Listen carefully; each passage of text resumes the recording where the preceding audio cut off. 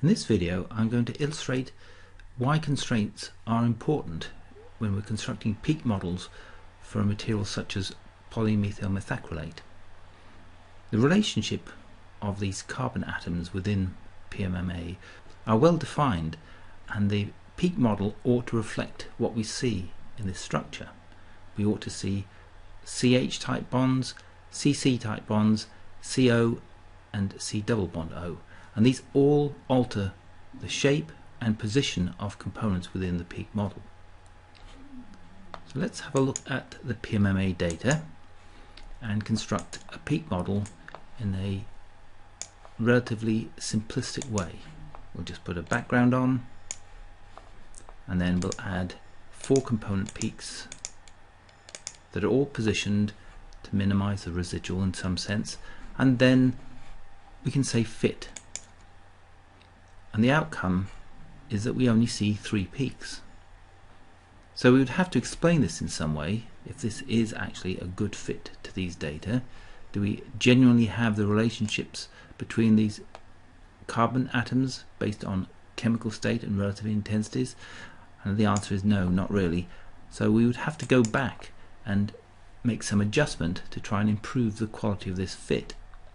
And quality actually means not just the mathematical quality, it means the physical quality and the chemical quality.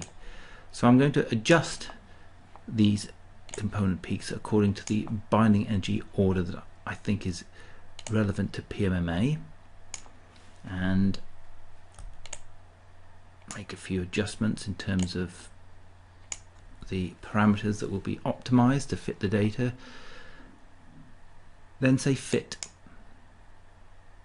and once again I end up with a good mathematical fit which does not properly conform to what we would expect for PMMA. We have 3 peaks that are similar in intensity, and we have one that is close to twice, but the problem here is that it's generally accepted that the CC peak in PMMA has a higher binding energy than the CH peak. So I need to adjust my components and fit again. Now I have a peak fit with the correct binding energies perhaps, or improved binding energies, but the ratio of the peaks is completely wrong. So each time I try to fit these data without the use of constraints, I do not achieve a physically meaningful peak model. In order to create a peak model that would be representative of PMMA, we need to introduce some constraints. So I'm going to change this peak model and again adjust these peaks so that they are closer to what we would expect for PMMA. And one of the things I'm going to do is make the component in column C equal in area to the component in column B. So I've entered in the area constraint in C B star 1 as a relational constraint between C and B. When I do this, you can see the area in B adjusts. Now I could also make the component in D have the same area by entering a similar constraint.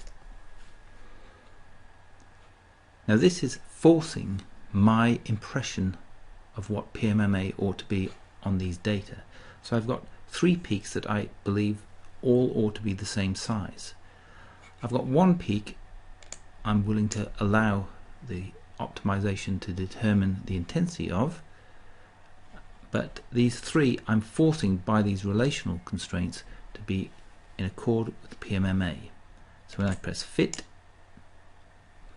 I get a peak model. They conform in some sense to PMMA in the fact that I've got 3 that are all identical in intensity, but I've got 1 that is far too intense. So this cannot be PMMA. Let's introduce a different type of constraint. Let's force this broad peak here, which I suspect is too broad. I will add a relational constraint between the full width half maximum of B and A. So if I enter A star 1, that will force the full width half maximum in B to be the same as A. And when I press fit, I get a fit. It looks pretty good in terms of the 3, but it has a peak in this position that is far too intense.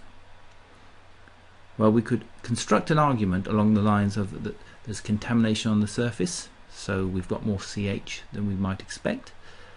You could also put forward an argument that the data as collected is not fully representative of PMMA. However, despite having the correct number of components for polymethyl methacrylate and introducing constraints that are forcing our opinion that this data represents polymethyl methacrylate, the thing that we've not modified are the line shapes. And these line shapes can have a significant influence on how optimization fits data with a set of components and a set of constraints. And it's entirely feasible that if we adjust the line shapes, we no longer need to use all of the constraints, and we'll get more information out of the fit to these data.